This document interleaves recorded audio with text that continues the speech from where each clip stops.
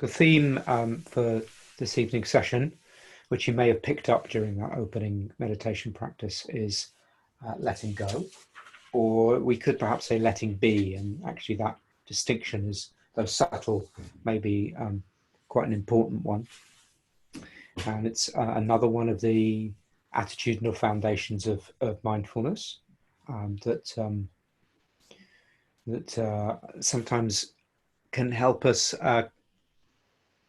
to connect with qualities of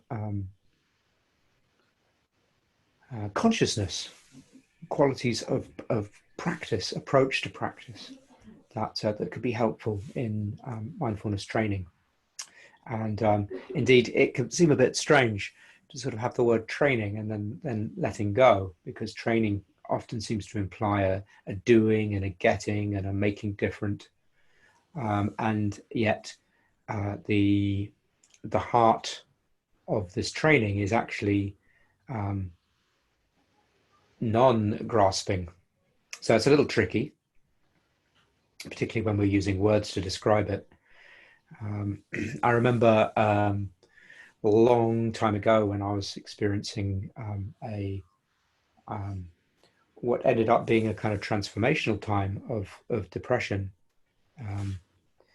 And during that time, and this went on for a number of years, and I remember people telling me during that time, you just need to let go. And I remember being mostly furious when people said this, because it implied that like I knew how to do this. I mean, like I didn't know that I needed to let go. But the question was how and what of. So, and actually they ended up, these ended up being really important questions, because my fury was actually a sort of a result of the misunderstanding of what letting go really meant. What I hoped it meant would be that I'd be letting go of my depression, as in it would go. It would, by some kind of way of kind of being with it, it would be made to disappear. And I was also under the assumption this was some kind of magic that I would be able to implement if I only knew how.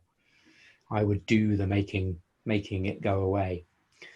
And of course, I discovered eventually, a bit like, when you sort of shine a light on something and you find the thing that you're looking for and you realize you'd actually been shining the light in the wrong place, that I'd been shining the light of letting go in the wrong place, or at least I wasn't shining it in the place of letting go. I was shining it in the place of continued struggle and wanting to push away my experience, which I hoped would mean it would go. And it's very difficult to kind of learn how to let go, because it's not really something that can be taught, except in a kind of indirect way. It can only be pointed to. And that's the wonderful thing about these meditation practices, is that they point us towards an experience of letting go. And it was only when I learnt to practice meditation that I began to get a sense of what this might mean. Because the instructions for practicing were not trying to do anything, not trying to make anything different. And that meant not trying to make, in my case at this particular time, not trying to make depression go away, which was a radical shift, because everything in my bones was trying to get depression to go away, which of course kept it in perpetuation. So very simple words, letting go, but rather opaque if you haven't had the experience. The great thing about what I found when I learned to practice meditation is that just having a little glimpse of what that might mean, just the experience of not having to make anything happen, and that being somehow okay, even in the midst of great anxiety, or depression or pain or some other form of physical or mental suffering. um, was itself a realization. And then that gave something to kind of a pathway for me to continue to follow.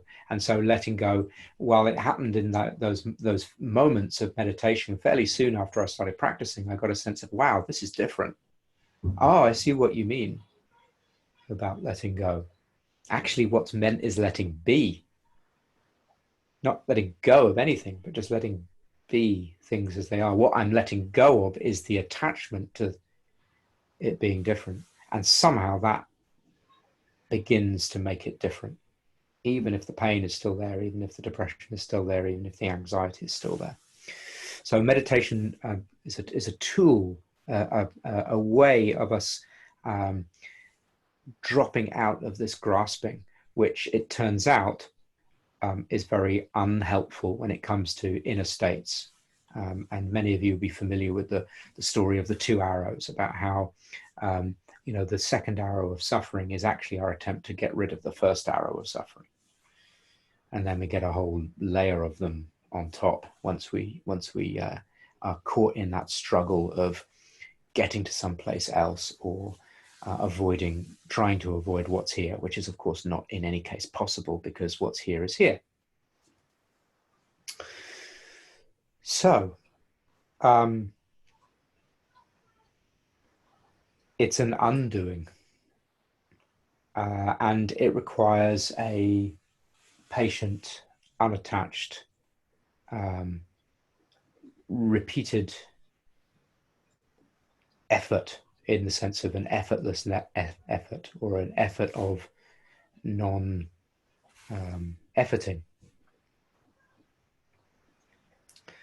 And I suppose in a bigger sense, we never really own anything, in the sense that our bodies are continually changing, our outer environment is continually changing. Eventually, we let go of our bodies. So everything is temporary. So we're not kind of the owners of what's going on. And so letting go, being non-attached, becomes actually the only sensible approach. And Ajahn Chah, is a teacher in the Thai forest tradition, would sometimes say, if you let go a little, you'll get a little happiness. If you let go a lot, you'll get a lot of happiness. And if you let go completely, you'll be completely happy. So it seems to be fundamental. So including when we're not depressed or anxious or painful, indeed the pleasant experiences that come up too, are there to be let go of. So you might be familiar with William Blake's famous couplet, Eternity, which goes something like, he who binds himself to a joy does the winged life destroy. He who kisses a joy as it flies lives in eternity's sunrise. So that sense of actually this goes for the pleasant stuff too. So if we try and hold on to them, quite often they stop being pleasant, because then we've got a fear of them leaving. So to kiss the joy as it flies, to experience it fully with intimate, tender presence, yes, but not to try to chomp it. So this too is a great expression of letting go.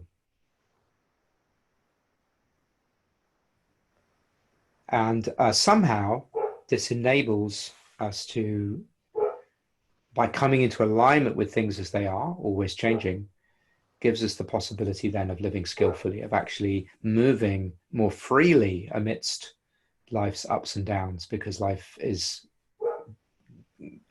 ups and downs. So riding those waves, not trying to, I think I've used this image before, not trying to be King Canute, trying to push the waves away. But with letting go, we can flow more easily.